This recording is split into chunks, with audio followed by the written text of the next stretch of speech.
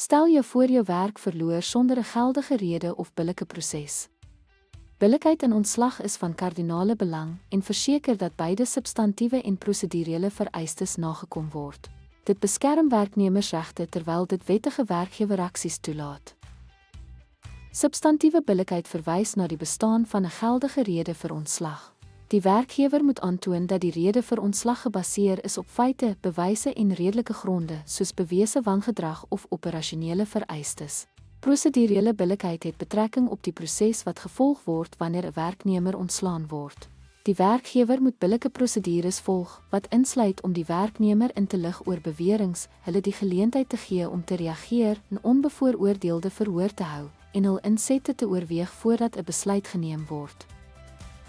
Ten slotte, beide substantiewe en prosedurele billikheid is noodsaaklik in die evaluering van die wettigheid van 'n ontslag en moet nagekom word om werknemersregte te beskerm. Dankie dat u by ons aangesluit het.